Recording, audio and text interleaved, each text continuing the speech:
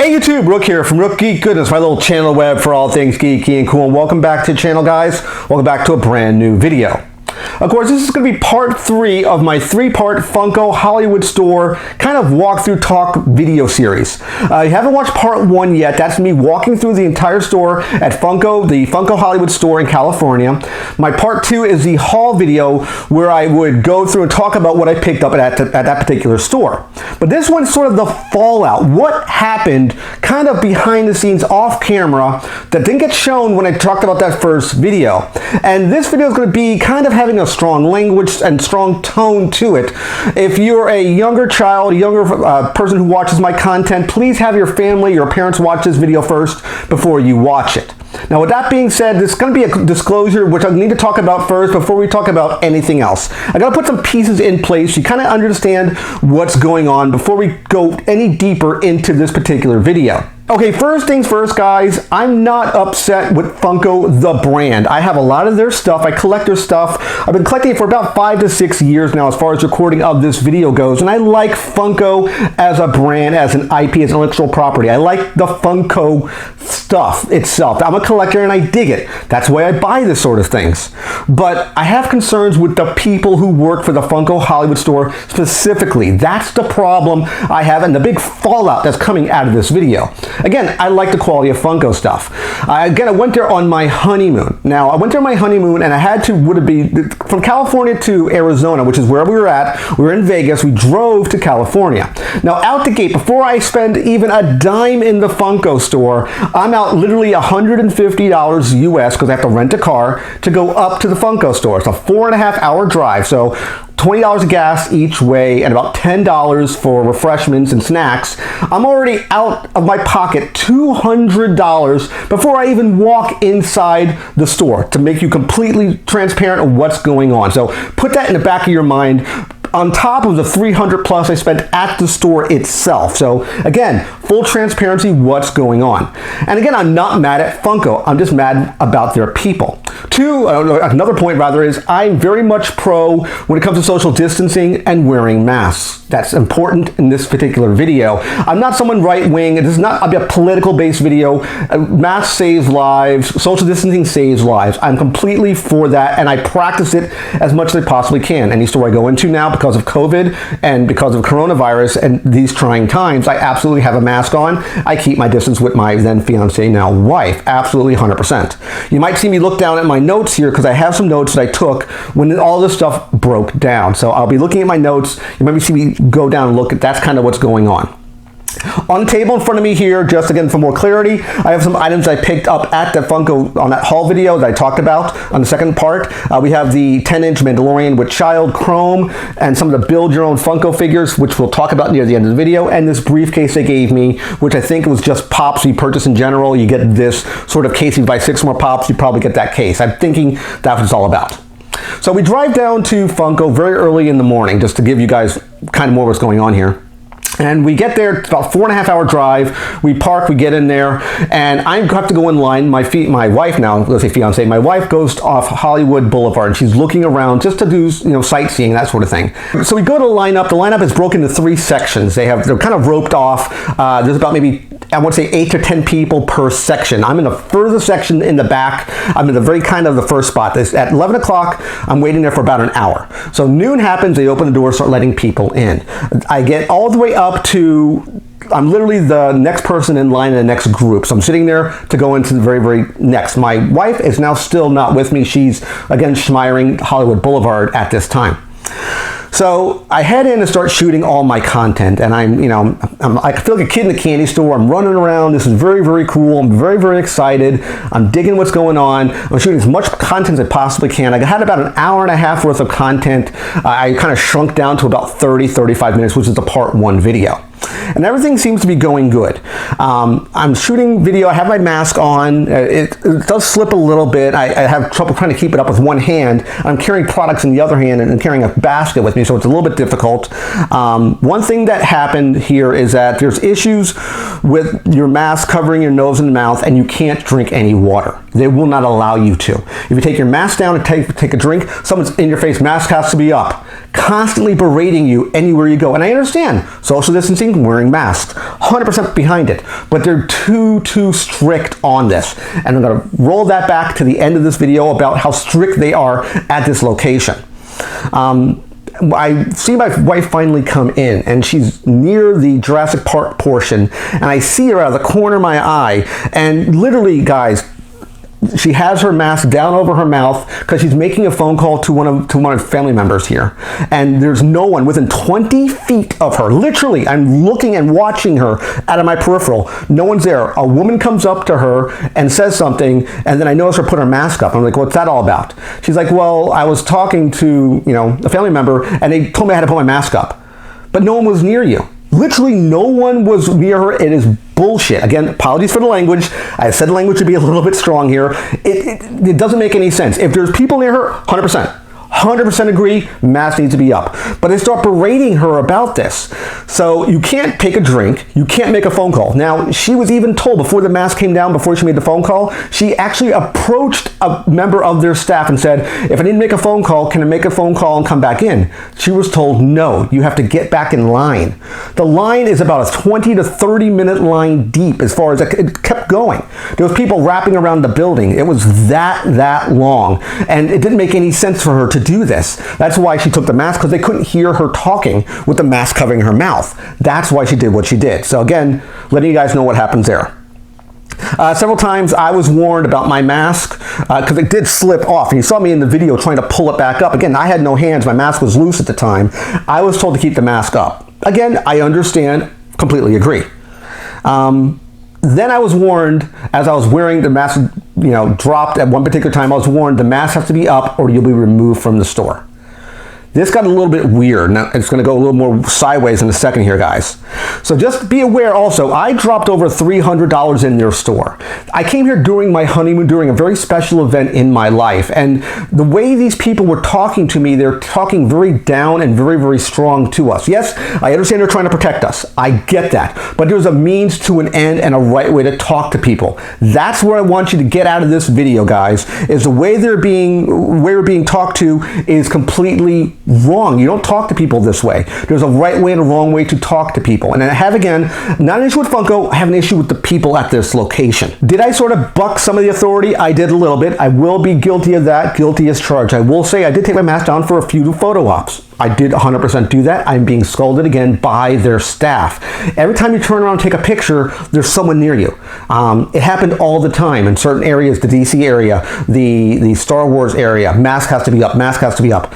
No one's even near me most of this time. I'm kind of keeping a wide berth of people. So I know what I'm doing and what's going on. And trust me, guys, I'm trying to be as safe as I possibly can and not endanger anyone or myself to this disease. And during the post-lockdown, this is where we have to really talk about where the problem lies. Near the end of the video, you might have picked up on it. It kind of cut out abruptly in the first part video, in part one. That's because of this fallout, this portion right here. We were walking near the horror section, just myself and my wife. No one's near us. We're shooting, we were about to shoot some video, and literally we start looking around at some things. We get accosted by one of the representatives. We were told, quote unquote, we've been multiple complaints against you. If you do not keep your mask on, you will be forced and removed from this building. That's what we were told, word for word, quote unquote. We're like, screw it, let's get the hell out of here now. As we were about to pay for everything, we noticed at the front door, 2 LAPD officers are now at the front door. Is this a coincidence? We even asked, what's going on with the police? We were told they were just chatting with somebody. Is it a coincidence? Did they just happen to be there, or were they called on us? I don't know. Am I being a conspiracy theorist person here? I don't know. But it was kind of convenient. Right when we're about to leave, we see 2 police officers right at the front door. We basically just got our stuff together and just leg it. We got the hell out of there. We felt so disrespected at the end of this whole thing, because dropping so much money, devoting, again, over $300, $200 worth of rental, 9 hours of my day, during my honeymoon, mind you, to drive to this location. We felt like we were completely disrespected and we were not cared about. Yes, I understand Funko is trying to protect their people, their employees, their staff, and their guests. 100% agree. But there's a right way and a wrong way to do this, and they weren't right in what they're doing to these guests, especially someone who may or may not even be at this location ever again. This again is a 40,000 square foot location, the second one next to the Funko HQ. I think it's in Washington, but I don't understand why, I think it's in Seattle, but I don't know why they're so strict right now. Yes, during COVID, during post-lockdown, it's bad. Two other points of interest, and then I will conclude this particular video. You can see where I'm coming from, guys. You can understand why I'm mad and I'm upset. One of these last points is that I asked at least 3 different employees during that video, that first part 1 video, will you be getting your Comic-Con pops in? Because on a Thursday when I got there, the next following day, which would be the 8th, I think it was the 9th, is when the New York Comic-Con exclusives were dropping. 3 different employees I asked it from 3 different people, are you getting any of these products that are coming in today? We're not sure if we're getting them or if we're going to get them at all. That doesn't make sense to me. You're linked to the Funko store. You have the next conduit to them. You should know these things. If you don't have an answer, you can say, well, I think we might be getting them, but we might be getting them tomorrow. They said they may not be even getting them at all. To me, that's concerning. There's a lot of demand for these New York Comic-Con pops, these exclusive pops. The main hub, or next to the main hub, next to the Funko store itself, should know these things. I shouldn't have to ask 3 people and get literally the same kind of canned answer, not knowing what's going on. That seemed wrong to me. I want to point that out to you. And the last part I want to talk about is these 2 guys right here, the Build Your Freddy and Build Your Monster. We watched a video about a month ago before we went to the Funko store about 2 weeks ago, as far as recording of this video goes, and that area was open. We saw it open. We were told it hasn't been open since lockdown. I don't know if the video was dated. I don't know if it went up after. It could be any number of reasons, but we had to buy like a blind box. I don't know why they did that, because the area was literally locked down. You couldn't see anything. There was boxes on top of it. It was kind of just pushed away, so you couldn't really see what was going on. You could see the build area, but it was behind like a little barricade that kind of walled it off. There was Funko boxes on top of things. It looked very, very messy and completely disorganized. What they really could have done with this, and I thought about this at length, instead of just saying, here, buy this, and being a blind box, and they kind of just threw parts together to build these things. They said we put more of this than a normal person would normally attach to their pop. They easily could have used a Funkoize yourself from their Funko website. If you have not yet done it, you can build sort of an avatar of yourself as a Funko Pop. That's the idea. And that becomes what your icon on the Funko store when you go to when we go to log in, you see the pop that you create as your icon, your avatar. They could have done something very similar to that methodology when it comes to this. And it's very, very simple, very, very easy. It's not rocket science, guys. All the items inside the bins to build these parts, there's basically parts for the Freddy Funko and parts for the monster in 2 separate sets of bins. So everything for Freddy might be on the left side, everything for the monster might be on the right side. That's the idea. Think of it as like a glorified Mr. Potato Head. Each one of these costs $15, just so you know. So to build these parts, they would have had to have created these parts. That means you start with a 2D drawing, then you usually paint it, and then it goes into a 3D model making where you can then sculpt it, you build it, and then you have it to go sent off to have those molds built as prototypes and then created in vinyl. That's the idea. So they had probably 2-dimensional drawings, or at least painted drawings, of all the parts for each one of these Funko and Monster characters. They could have used the same technology for the Funko shop. You could have easily built your own Freddy Funko and Monster with those hot swappable parts, and then you could probably have even set up, let's say, an appointment with the Funko Create Your Own Funko Pop. They would build it based on what you put in the drawings on the character, and at a certain time you show up and then you get it. I don't know why they can't do something like that. Either they're lazy, or they just don't care, or they won't spend money to have a developer build it. You have literally the engine behind the Funkoize yourself that could have easily taken the guts of that and probably repurposed it to make these 2 designs. They probably easily could have done that. I know they would have had the parts in 2D and painted probably. They could have easily done something like this. It's a waste, absolute waste. You could have been limited to, let's say, the first 100 people who come in on a certain day. They could do a lotto. There's a lot of ways they could have done this to buy these guys the way you want to have them built. You wouldn't be touching any parts. You would be touching nothing. That would be their staff putting all this stuff together and handing you the box with the finished creation based on what you put together on that designed app. The same idea as a Funkoizer. That's why I'm so upset. Now, kind of a final thoughts portion here, guys.